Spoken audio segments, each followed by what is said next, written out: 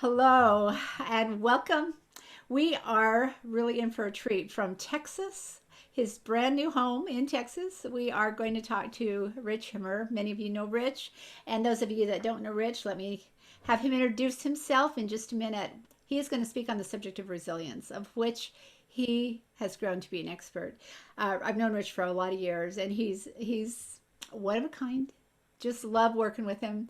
And I'm really excited to hear what he has to say on the subject of resilience. So, Rich, take it away. Well, like you said, Wendy, I do live in Texas now. We were Gig Harbor residents for over 30 years. We raised our 5 boys there, but we have made a new home, mostly because we have 10 of our 12 grandchildren down here in Texas. Good reason. So real close to us. So we're going to talk about resilience tonight. And I want to read at least a definition from my field. So psychologists define resilience as the process of adapting well in the face of adversity, trauma, tragedy, threats, or significant sources of stress. And I notice that they put family first, or relationship problems, serious health problems, or workplace or financial challenges. So resilience is that ability to work through, to overcome. A lot of the stuff that I do, at least in my practice, is I talk about the construct of acceptance. Acceptance is that ability to channel energy through you or around you, but you don't collect it. That's resistance. And it's challenging because acceptance has nothing to do with agreement. So if you and I were both just sitting down and we're going to fill out our ballots upcoming election season, and you voted for party A and I vote for party B, acceptance means that I don't get angry and I don't defriend you or unfriend you. It means that I can understand what you're doing. I don't have to agree with it, but it doesn't cause me to lose sleep at night. That's acceptance. Gotcha. That's almost the antithesis of anxiety or resistance, as it were. Correct. Okay, so I'm going to go over just 7 basic principles, core principles, and just cover one, maybe 1.5 of them. Perfect. For purposes of tonight. So there are 7 principles. Number 1 is to love yourself. In a nutshell, that means you understand that in order for you to serve others, you have to first serve self. There's a scripture that says, when you find yourself, lose yourself, right? Well, it's hard. If I have this pen, it's impossible for me to lose the pen if I've never had the pen. So to me, that scripture also could mean that I've got to learn how to take care of me so I can take care of others. Okay. And I have an acronym on that. It's called C, sleep, eat, exercise, in that order. If you're not sleeping well, nothing else really works too well. That's true. You got to. So that's love yourself. Yeah. So, Rich, what would you say to people who say, "Well, that just feels really selfish to me"? I have. Yeah, and I get that all the time. Yeah. Yeah. Okay, this is the research. It comes from a gentleman named Adam Grant who wrote a book called Give and Take. So now I'm gonna move myself from just explaining to you my understanding of and what I've researched. This is someone else's research. Okay. So there are 2 kinds of givers: the kind of giver with no boundary and the kind of giver with a boundary. The people who give with no boundary end up having to be served because they run out of gas. They can no longer sustain their ability to serve. It's only selfish if what you're doing is for selfish reasons. If I'm sleeping 8.5 hours at night and I have to say, no, I can't do this now, is that selfish or is that a boundary? And if I can do it neutrally, then it's civility with the boundaries. So it's only selfish if you're doing it for what would be deemed narcissistic purposes. So it's my intention. Yeah. Okay. That's excellent. Thank you. Thank you. And we actually had a general authority speak that taught us, and we've had state presidents teach us, it's okay to say no. It's a word you might want to learn how to say neutrally and civilly. Well, and without too much guilt or merit. Well, that's the problem. As soon as you go into guilt, it's really a shame base. It's not guilt, it's shame. Yeah, that's right. All right, number 2, know yourself. Well, I can give you quote after quote from philosophers and wonderful minds who say the hardest thing in the world is to know who you are. And right next to it is to know God. And there's your primary question. So that's number 3, focus on primary questions. Okay. Number 4 is more about the difference between primary and secondary questions. You bet. So A primary question is one that allows you to find answers to something, a principle-based idea. So I'll give you the 8 primary questions I've come up with. Okay. 1, is there a God who is our Father? If I know that answer, then a lot of the secondary questions don't bother me. I may have questions, but I don't have doubt. Right. Number 2, is Jesus the Son of God? Is he my Redeemer? Number 3, who am I? Am I a child of God, or am I just something that, beat all odds and all of a sudden humans were formed on earth somehow, or we evolved from? Number 4, how do I heal? How do I grow? How do I learn? And then number 5 is great. I'm only going to do the 5 here. Okay. What questions do I need to ask? What don't I know right now that if I knew would bring peace of mind, would bring happiness to my world? Okay, those are all primary questions. Secondary questions. So I got a phone call last week from a couple. They wanted me to work with their 15-year-old son, who, according to them, might have a gaming addiction, and he was distancing himself from his mom and dad. So I listened, and they were these 2 different calls. And as I listened to them, I basically said, in a nutshell, I don't believe you're asking the right questions. You're all secondary. What's wrong with my son? It's the wife and or the husband that calls, hey, would you talk to us? Would you do some coaching with us?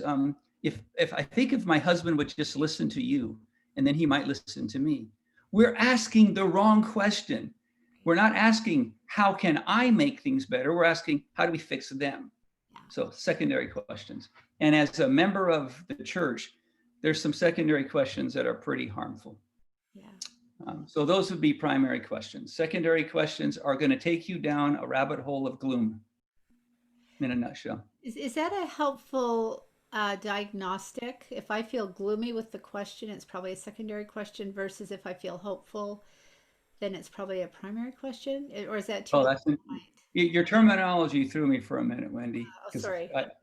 It's okay. It's only because I think sometimes that we use diagnostics to hide behind rather than to understand. That was the only reason. Yeah. So take away the D word and add understanding instead. Yeah. Yeah.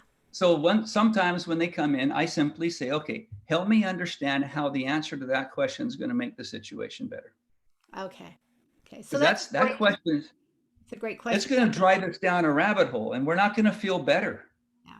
What if the answer is, well, your husband comes from a dysfunctional family. He's never processed his trauma. He was abandoned by his mother and his father at birth emotionally, and then they got divorced when they were 2. Is that going to make things better for you? Yeah. Yeah. No. Okay, so that would be at least how I would approach that. Gotcha. So if we approach it ourselves that way, as we're asking our questions, because questions are important, then that's a good way to do it. Questions are like the internet. It can be used for goodness and it can be used for evil. Yeah. Yeah. Okay. Thanks. All right.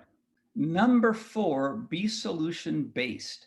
And we're going to talk about the drama triangle here for a little bit. So I'm going to come back to one segment in number 1, love yourself, and one segment in number 4, solution-based. Okay. Number 5 is increase your emotional self-awareness. So we're actually going to talk a little bit about that. My specialty is emotional intelligence. It's really fun when you start understanding it. I teach people how to play games with emotional intelligence with their family. Since we're in the COVID era right now, I teach them how to watch a movie or to watch a show and practice naming behavior so they can understand it in real life. That's great. So, and that is your number 6. superpower. EQ is really what you're known for. Yeah. That's it. Yeah. In other words, become the Sherlock Holmes of emotional intelligence, because he really has none.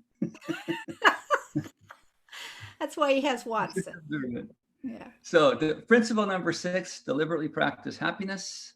I hope to touch on that a little bit. And then number 7 is learn how to develop a habitat. What does that mean? Well, it's an environment. It's a foxhole.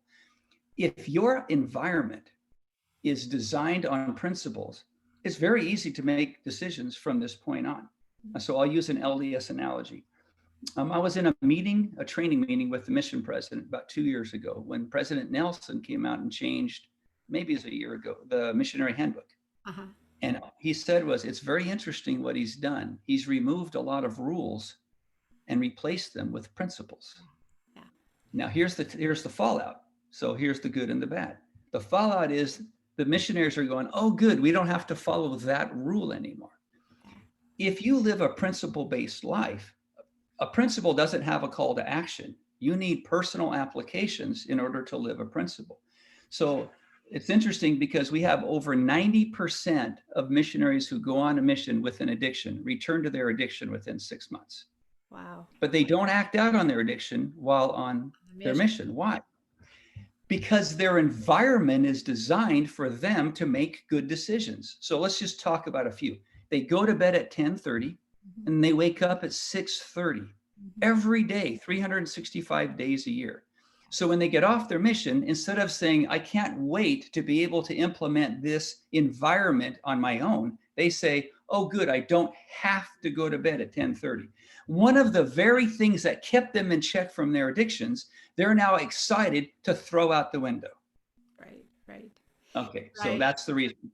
That makes so much sense. Yeah, but okay, so I want to go back a little bit to love yourself and talk about just one aspect in there. One of the things that I learned years ago, and it's been very fun to introduce to people when they haven't done it, is called mindfulness. Now, years ago when I started talking about it, it was not very well known. It's become much more common and accepted in most every circle, and primarily because it works. Works, yeah. Yeah. And I use mindfulness, at least in my life and with my clients, I use mindfulness oftentimes as a manner by which I teach people how to connect with God or the divine in a way that they haven't been able to do in the past. Sometimes we become habituated into saying the same type of prayer. We're just following the 4 basic steps instead of actually talking to God. We're just saying something and we're trying to get God to agree that our opinion of the way things should be is what he should also believe. Right. Mindfulness changes that. And so let me share with you some of the research that I'm getting right now. I'm going through some training on complex post-traumatic stress disorder and how to deal with trauma that's emotion-based and not shock-based. And one of the ways that they describe mindfulness is mindfulness is designed to establish a corrective balance or a correction within your system. So a corrective or the balance that one achieves with mindfulness allows and it sets the stage for healing. Well, prayer works that way too, but in our faith, we are often taught that we need to ponder and to meditate. We all pray, or we're told to pray, right? But what we fail to do is the ponder and meditate. And that's where mindfulness comes in. Yeah. Harvard came out with some research. They took a group of people. It was an A/B study, but they took a group of people, and the cohort that they took and taught mindfulness to had never done mindfulness before. And they all did mindfulness for 6 weeks. And they did fMRIs. And at the end of 6 weeks, the gray matter on the amygdala had shrunk. Now, what does that mean? Well, the amygdala is what drives fight or flight, freeze or faint. Now, if it shrinks, and it's a statistical measurement that they did with fMRI, that means these people stopped being anxious, stopped having stress, stopped going into fight or flight in 6 weeks' time, just doing mindfulness every day. That is significant, Rich. You and I understand how significant that is, because it used to be you were stuck with it. If you've got your amygdala acting out, you just learn how to deal with it. Nothing. Yeah. So if it changes structurally, that is a big deal. Yeah. Correct. And I've seen the people. Just a quick story. I was teaching this to a client. COVID, people are locked in. He's got 2 roommates. They're both of the female persuasion. He's of the male persuasion. They're just, and things were not going well. He wasn't locking the door according to their standards. He wasn't loading the dishwasher according to their standard. I mean, he was just fit to be tied because they were really harping on him, right? Yeah. And he says, but Dr. Himmer, I never lock the door. It's my house. I don't know what to do here. So I said, okay, let's just call him John. I said, do you want to try to lock that door? Because it would make them feel better. He goes, oh yeah, it would feel so much better. In 2 weeks' time, I taught him a mindfulness exercise that he could do using the imagination part of the subconscious. He what if'd it. He says, okay, Yeah. what if every time I got near the door, I just locked that door? What would that look like? Yeah. And how would that feel? He just took a couple minutes in the morning and a couple minutes in the evening. And just thought Two about weeks it. later, 2 weeks later, he says, I got another problem. I locked the door and locked my roommates out. I didn't even know I locked the door. And they were outside and they were banging on the door and they were so angry at me. And I didn't even know I locked it. Oh my goodness. Oh my goodness. Great story, right? Great story. Great story. Yes. Yes. Yeah. So the idea that to do mindfulness is it's a beautiful way to connect with the divine.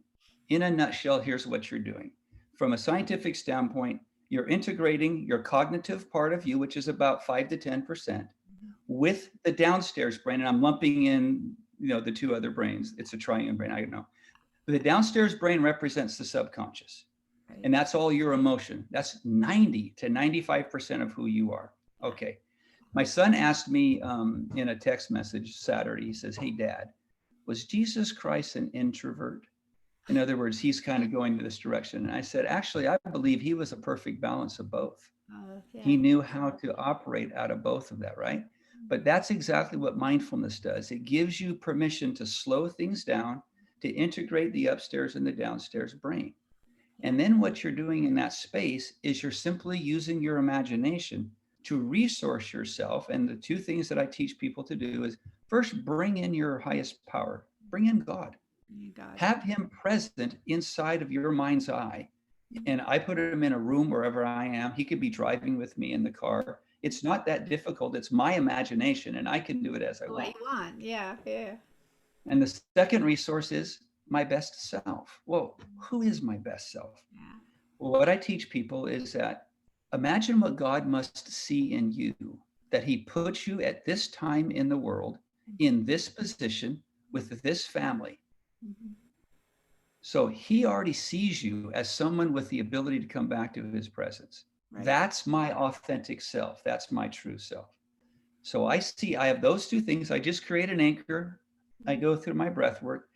And it doesn't matter if I'm driving, if I'm walking, or I'm sitting in a recliner and I'm in my Zen chair. Yeah. Yeah. I can connect with the divine, even if it's for 2 to 3 minutes. So that would be the first thing. Talk about your breath work for a minute for those that don't know what that is. Okay. The breath work is critical. We have two systems, parasympathetic and sympathetic.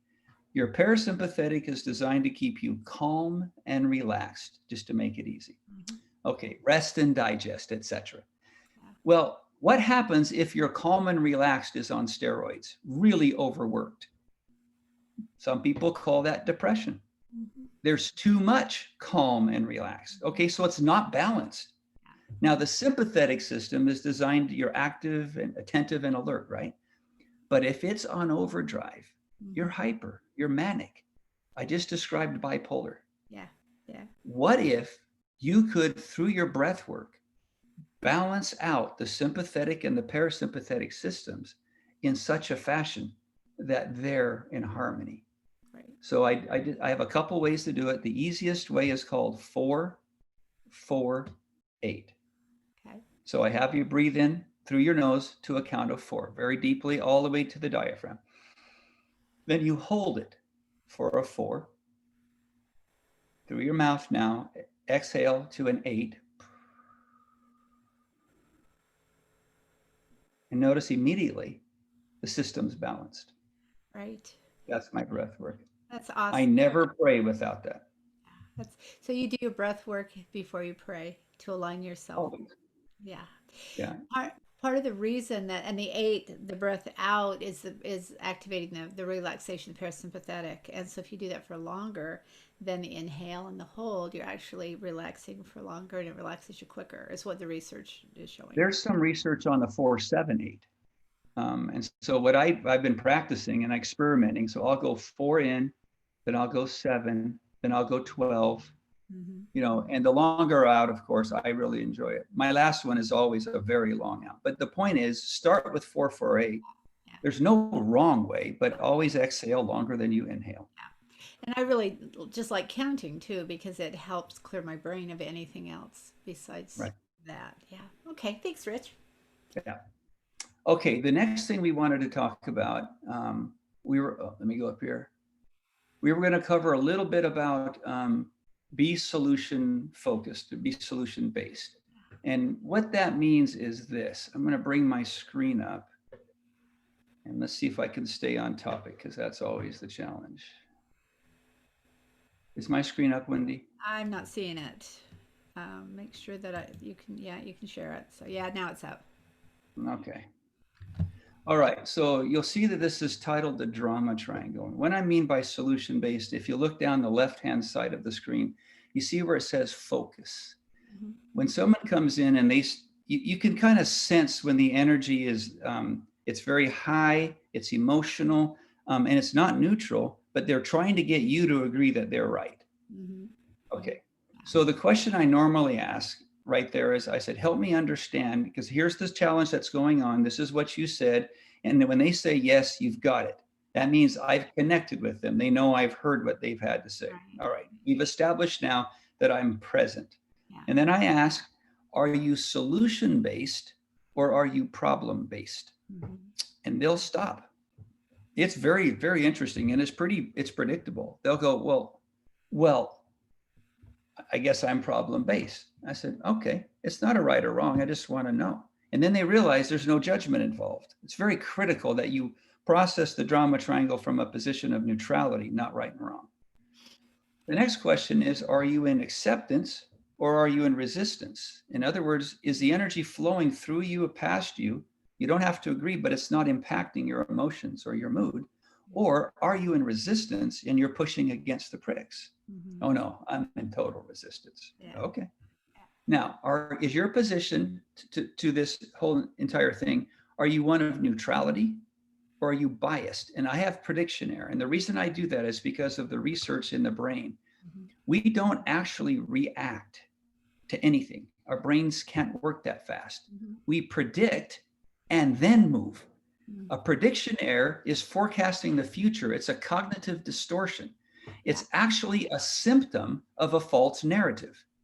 And Wow. so what happens is we move down this road and we go, well, you've done this before, so I'm going to say this. Yeah. Where you didn't listen last time, so I have to loop a little bit and say it a little bit more intensity, right? Or I have to yell, or my kids never listen to me. Right. Right. Right.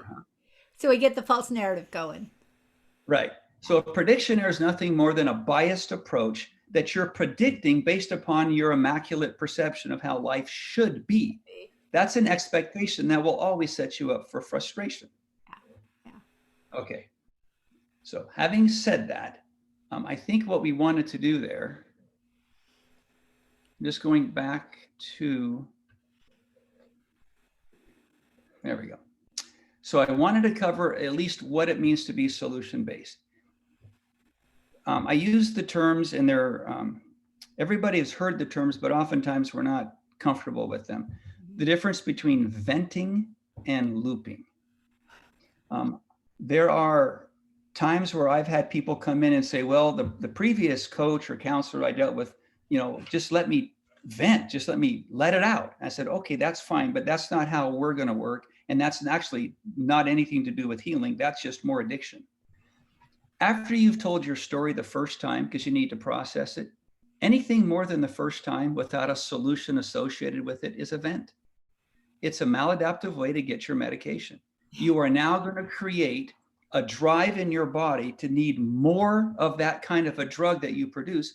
So you will escalate your story incrementally for the rest of your life. 17 years later, after your divorce, you're still griping about your ex. Well, that's nothing more than venting and an addiction, no different than pornography or alcohol or road rage. Yeah. An addiction's an addiction, right? Right. Yep. Okay, so that's the first aspect of it. Looping, we've all done it. That's what makes it so fun. Looping is self-summarizing. It is, I just told you that I'm going to be there at 4, and then I had to tell you again I'm going to be there at 4 and don't be late. And then I told you a third time at 1600 hours that you need to be. It's just saying the same thing over again, but from a different angle, right? Right. Right. Now, I've actually had clients fire me because I will say, okay, here's the deal. We don't vent and we don't loop, and I'll give you a 3 count, and then I'll remind you that's what you're doing, or I'll ask you if there's a way you could redo that. And some people, it's just, they have to stay in that pain mode. And I'm okay with that because they're not mindful, right? They're not in a position of balance. Right. All right. So let's go over this construct of what we call false narratives. I'm going to explain to you how we get them, and then I want to go over the false narratives and how to identify them. Okay. So again, I'm going to share screen, Wendy. Okay. Perfect. Okay. This is called the Dependency Cycle. Now, I got this originally from Covey's book, 7 Habits of Highly Effective People. Yeah. But in those days, they didn't have neuropsychology or neuroscience available. So I've altered the dependent mode a little bit to fit this model of where I'm going. At birth, everybody is hardwired to accept and attach to their community. The goal is to move to the ability to stand alone and accept and have a healthy acceptance of who you are, your own identity, and then become interdependent. But this is kind of what happens. My community at birth is my mother, my father, and then my parents, and that constitutes a singular unit. So that's 3 units. So if you're adopted, you're 0 for 3, just to start out the game. Right. My father was cheating on my mom in utero while I was in utero. Okay, so they got divorced quickly. So I already had an attachment disorder with my father. I was already abandoned. My mother was emotionally distraught and never came back. Since that day, she's never been back. So I'm basically no attachment to father, no attachment to mother, no attachment to parents. I'm 0 for 3. As a result, because I didn't attach trust, respect, and the 3 A's, affirmation, affection, and approval. And we know from Richard Rohr's quote that every single human being needs an infinite supply of affirmation, affection, and approval for earned accomplishments and effort. Notice what that is. Earned accomplishments and effort. Because if we're giving trophies for showing up, we've just compromised our children psychologically. Yeah. So you praise your children not for the A, for the effort. But because if the A is too easy, there's no effort. Don't appraise for the results. Okay, so we need that, and we need to learn how to accept. We need to know how to protect boundaries. That's what our job is as youth, right? And our parents design, that's that environment that they're supposed to create for us. If we don't have that happen to us, we will develop behavior that will medicate the pain because we did not attach. Correct. And there's 2 ways to medicate, exogenous and endogenous. But the exogenous, you can see the screen, that's the outside in. There's only 20 to 25% of society who becomes addicted to that. Yeah. We're talking about an opioid crisis that affects 2 out of 10 people. What we're not addressing is the crisis that's internal opioids that affects 10 out of 10, and that's the behavior addictions. Yeah. So we, at that time, so I'm going to go back to my story real quick. As a baby, 2-year-old, 3-year-old, 4-year-old, no dad, mom's not present. I already started telling myself things about me from in utero. I have a memory subconsciously back to in utero. And we now know through the research that in utero trauma is a direct causation to cancer. That's not even questioned anymore. Wow. So the in utero trauma that goes unprocessed is the reason you're in business for the rest of your life and for the rest of the millennium. Because we'll still be processing that until we get it processed. Yeah. So as a result, the minute I go through this life and I fail to attach, that means I'm going to, I won't understand what love means. And it's hard for someone to love someone else when they don't really know what the meaning of love is. Yeah. So the part of that process is, and I'll just read this. A common fallacy within interpersonal relationships is the drive for affirmation, affection, and approval as an adult, because we're supposed to get it as kids. But if we don't get it, if we're not mirrored, we will search for it and we will demand it and we will bemoan it that we're not getting it as adults. That's correct. So if you want to just test this out, you guys, you don't have to believe me. Just test this out. Pay attention to any adult in your life who's trying to get others affection, affirmation, or approval. Just listen to their words. Watch their body language. It's ubiquitous. And as soon as you see an adult trying to get another adult's attention in that manner, trying to get them to agree and see them, you'll realize they're hurting. They're not bad people. They're in pain. They're trying to medicate something they didn't get. Okay.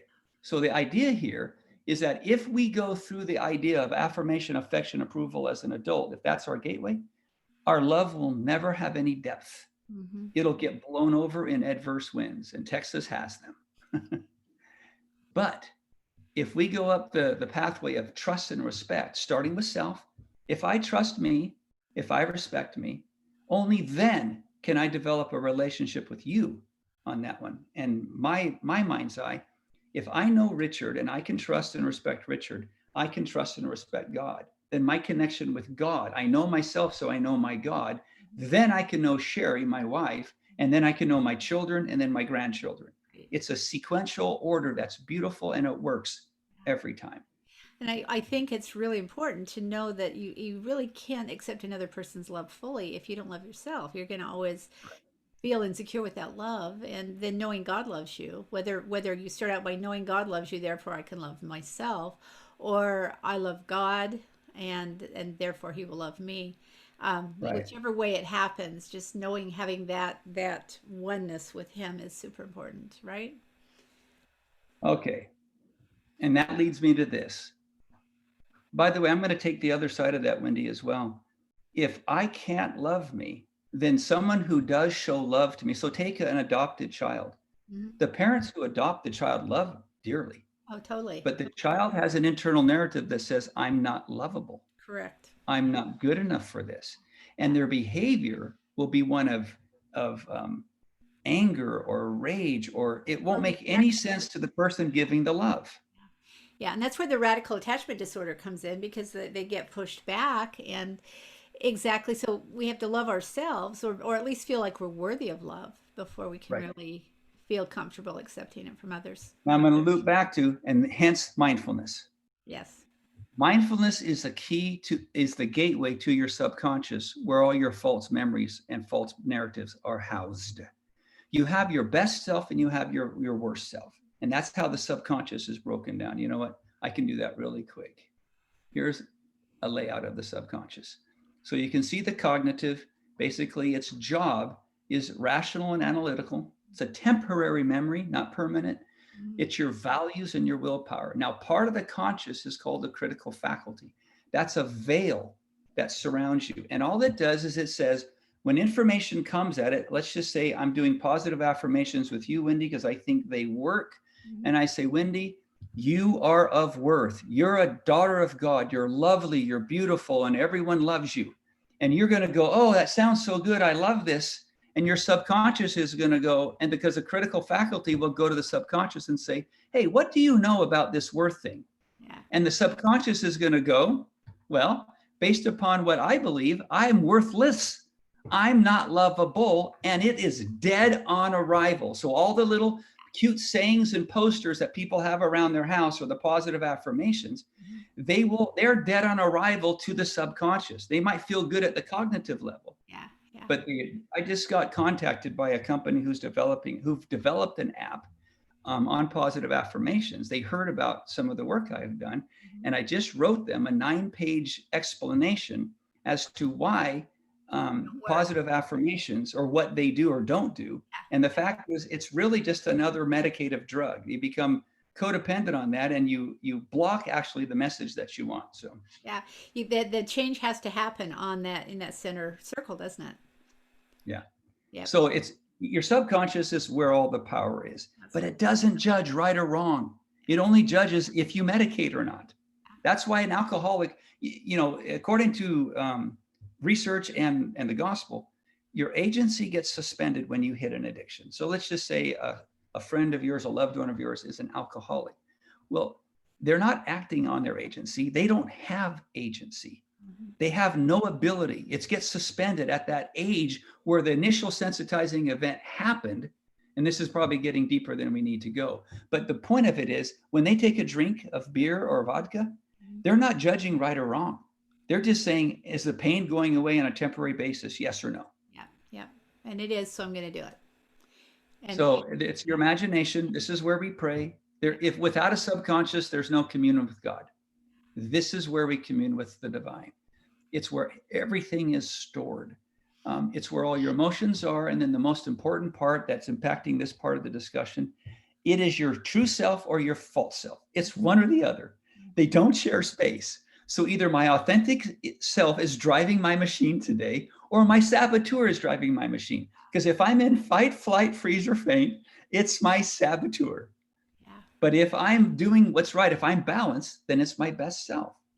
So that's the reason I wanted to show that real quick. So that's why Okay. it's so important to go to mindfulness so that you can be balanced and be in your best self. And it's the only way to get into there. So if I just say, okay, you're a great guy, everyone loves you and you're going to be wealthy as all get out. But as soon as it hits the critical faculty and it says, but wait a minute, you're poor, you grew up on the wrong side of the tracks, you believe in the law of scarcity, you're the most pessimistic person in the world, and basically you're not even good enough to have this discussion. Yeah. Nothing will get anywhere. I think this principle is at the root of resilience, because if you have, yeah, if you've got that figured out, there's a lot you can go through and still come out, Right. take a licking and keep on ticking, like the commercial said. Okay, so now we're at the false narratives. And let me this is how you can play a game, you guys. Make it a little bit fun and do it without judging. So it's like a bingo game. You can write down your cognitive distortions, which are the symptoms, Mm-hmm. and they'll tell you what's supporting it. So here's the rule of thumb, and I understand you guys have covered it, but all behavior, that's the top, Mm-hmm. is driven by beliefs. Right. All beliefs are driven by past experiences. So if you want to change behavior, talking about it does no good. You've got to change the beliefs. And in order to change the beliefs, you've got to change the experiences. You can do that in mindfulness because the brain cannot tell the difference between imagining having a healthy relationship and having a healthy relationship. The difference is the level of the neural pathway. Okay. And if you practice it over and over and over again, you can deepen the neural pathway. Here, I'll just show it to you. This is a real technical slide here. Oh, that looks really hard. Yeah. That totally looks like the brain. I mean, that's my version of what this all looks I like. thought you'd like it. Yeah, I love So it. Love we're it. up in Mount Rainier right here. We're looking at Rainier just across a little valley. And this is Samuel hiking. Now, this is representative of a neural pathway of a habit or an addiction. Now, what is the probability if Sam were to drop a bowling ball out of that backpack that the bowling ball would stay in that little trail? Oh, very high, right? Yeah. Looks like a rut. That's like Good rut. that's like brushing your teeth at night. You don't think about it. You just do it. Correct. Now, in mindfulness, we're going to start off to the far left trail. Mm-hmm. And these two trails are just to the left of Sam's trail, and that's Sherry in the middle. So on that left trail, it's been traveled. It's just not been traveled a lot. Right. And so when push comes to shove, when the winds of adversity come up, and I just can't stay on the trail any longer, I'm going to jump back into my familiar trail because it's the one I know, not because it's what's best for me. Right. Now, if I keep practicing mindfulness, neurons that fire together, wire together, it'll be like where Sherry is. It'll start deepening. And if I continue to practice, remember I told you my friend John started locking the doors within 2 weeks, didn't even know it, and locked his roommates out. It started looking like the one on the right because he had practiced it so much. And that's So really, that's where we're going. that was a fast turnaround for him, wasn't it? It was pretty funny. Yeah. They didn't think it was funny. Okay. So this is the false narratives that develop. So these will sound familiar to you from my story. So in utero, my mom and dad aren't getting along. Dad's really not present for mom. I get all of the internal drugs that my mom's producing through the umbilical cord, and they've now embedded themselves at the cellular level along with an associated feeling of what it means. So I'm interpreting it at the subcortical level because I have no cognitive capacity in utero. But I do perceive the anger, the yelling, whatever it might be.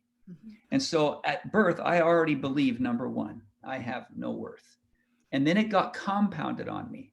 2.5, my dad's gone. Then my mom remarries at 8. At 10, he gets killed in a war. I've now been abandoned by 2 fathers. Yeah. Then my mom remarries and gets divorced, remarries and gets divorced. So by the time I get married, my subconscious belief about me is, one, I have no worth. There's no way I can have emotional intimacy with anyone. I've never seen it manifested. I'm not lovable because no parent has ever been around long enough to love me. And besides, church leaders only see me as trouble. And that's all I ever had in church was trouble. So I already have half the false narratives going against me as I get married to Sherry. How Sherry even stayed with me is still a puzzle to this day. I think the woman's a saint, but she saw your potential. Totally. Maybe. Okay. Well, the point being is that's a false narrative, but they're not always recognizable on the surface. That's a belief. But cognitive distortions are.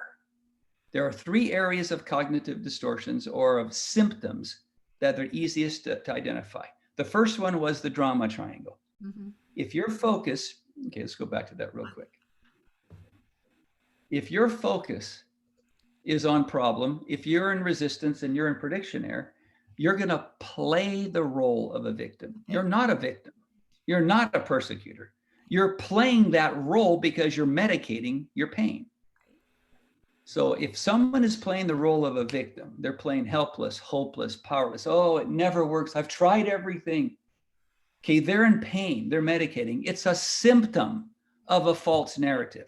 If they're a bully, if they're mean-spirited, it's a symptom that they're in pain. And if they don't make friends, they take hostages. They're rescuers. They're the martyr.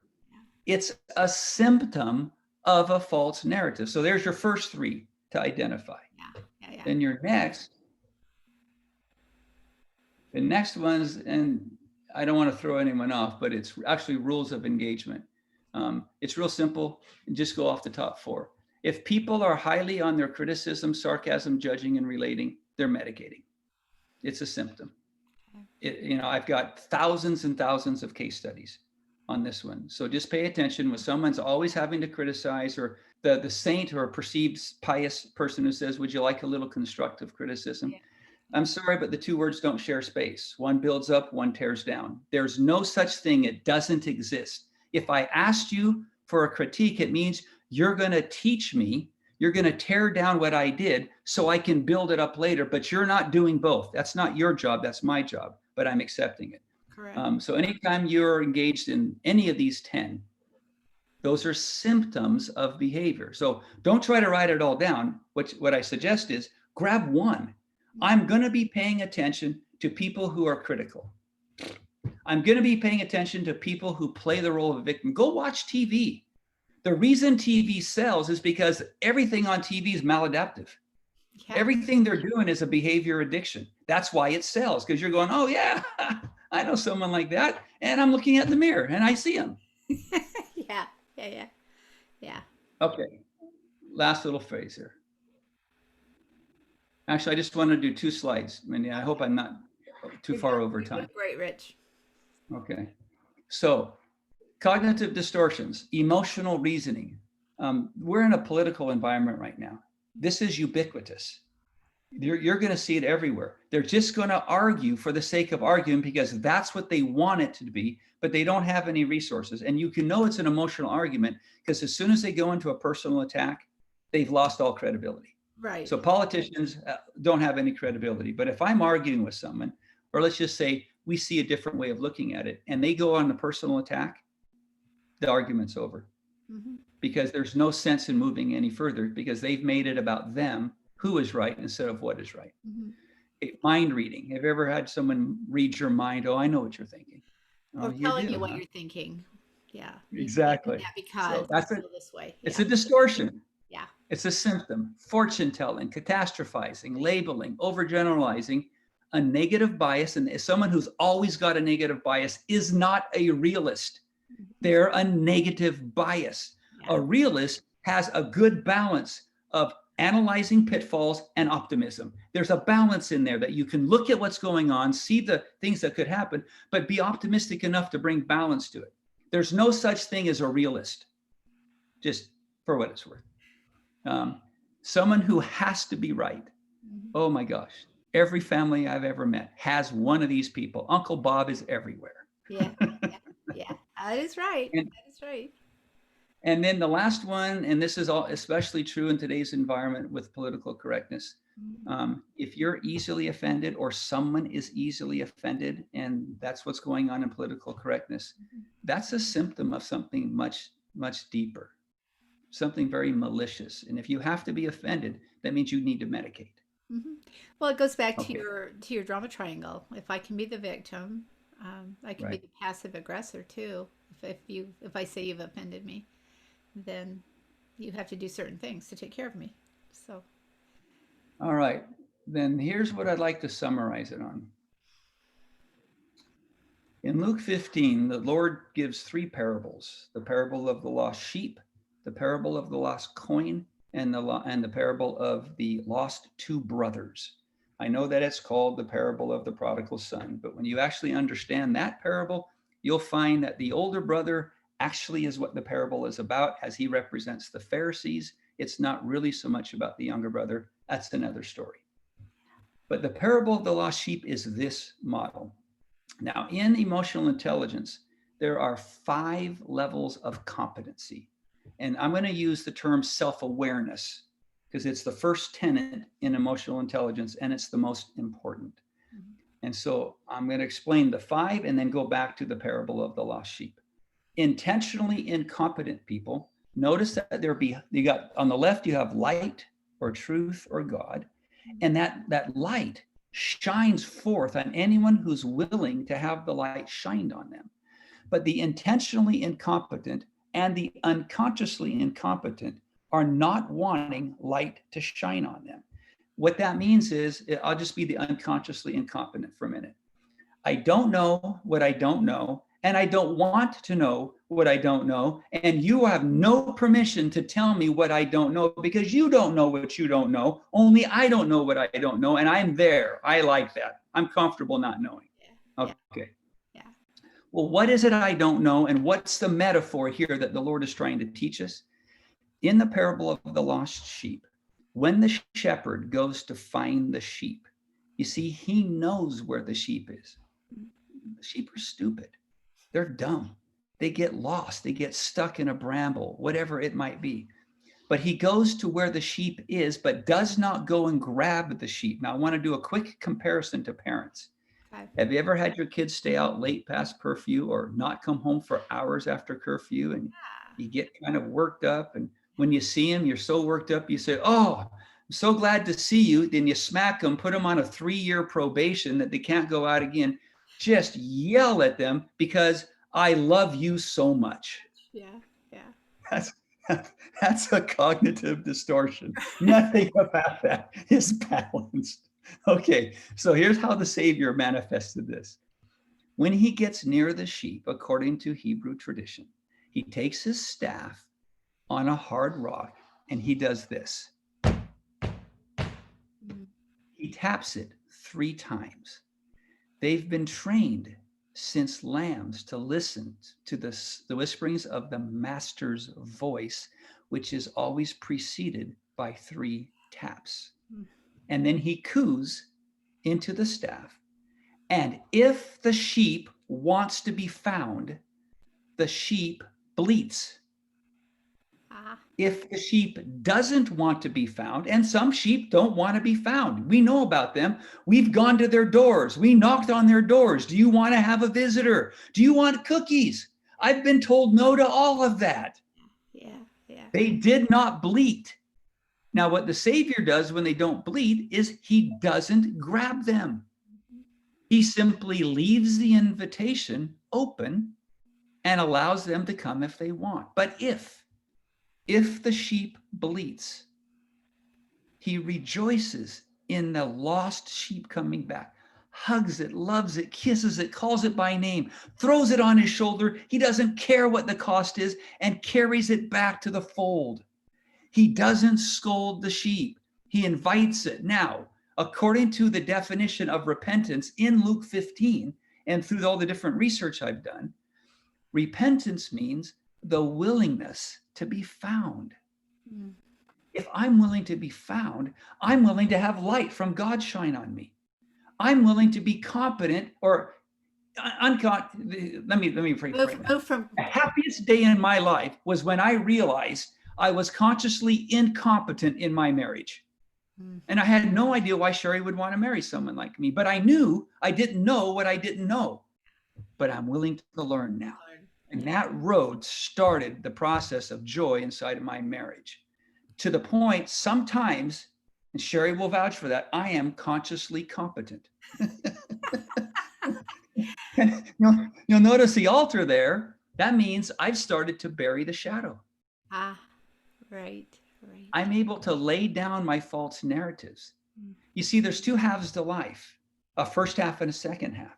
You cannot get to the second half of life, which is past the altar, with the tools you had in first half of life.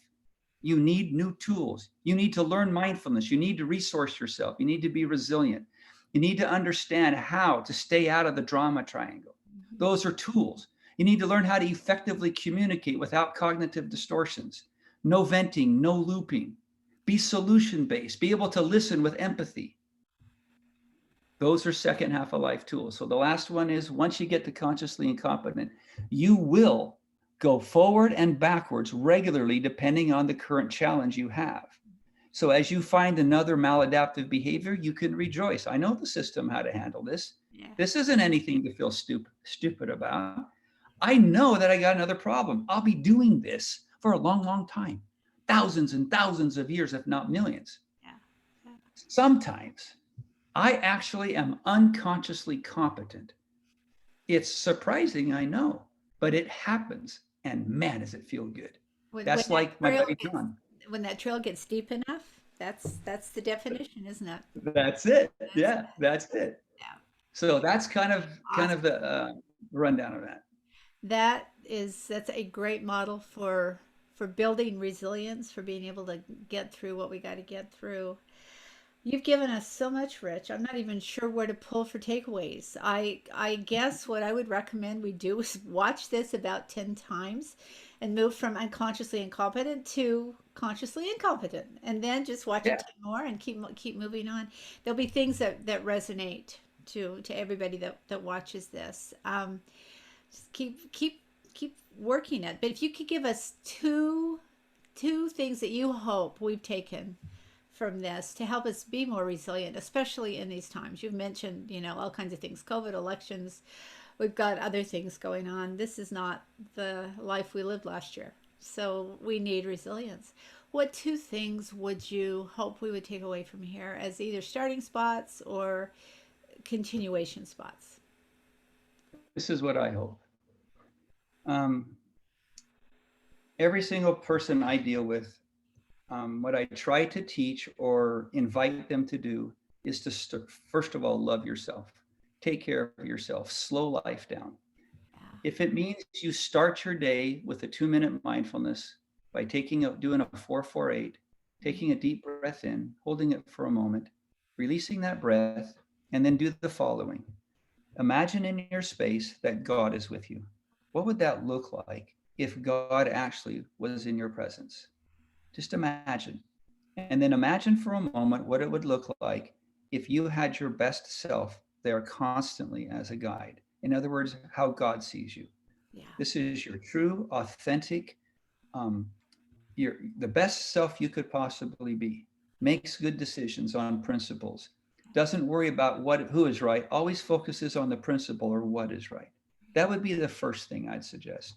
And the second thing I'd suggest is to be able to find out who you really are. Answer those primary questions. And what I mean by that is, in mindfulness, when you ask the question, who am I?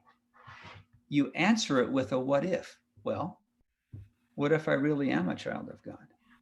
What would it look like today if I carry the energy of someone who had worth? For the next hour, when I walk around the house and I'm doing this or I'm doing that or I'm at work, what does the next hour look like for me if I have worth, if I'm a son of God and I like myself? Yeah. Because if you prioritize yourself first, only then can you connect with your God. And as you connect with God and you prioritize yourself with the intent to serve others, then you can love others. I've seen too many people, and I'll just use females for example. They will prioritize everything and everyone but themselves, even if it means they don't take 5 minutes out of their day to do mindfulness. You can do mindfulness in the shower. You can do mindfulness walking out to grab the mail. You can do mindfulness going to the restroom, even though sometimes your children go to the restroom with you. I get that. Yeah. But the point of it is, there are lots of times, even with the children in the car, that it's possible to do mindfulness. Okay, those are both, oh, great places to start and to move from there. Is it all right with you, Rich, if we put some of these the notes in the space underneath the YouTube Yeah. plot? What if I sent you, I can send you my outline Mhm. and maybe 3 or 4 of the slides. Would that That help? would be fabulous, and I'll just include them so that anyone that watches this will have access Sure. to them. That would be so perfect. So thank you, and thank you for being here and for preparing your whole life in utero upwards to help us. And I mean that's sacrifice, Rich, and to help us to be better people, especially right now. So we appreciate you, Dr. Himmer. You're the best. Good Thanks, luck Wendy. It's there in good to see you Texas. again. Yeah. Oh, thank you. Thanks. Bye-bye. Bye.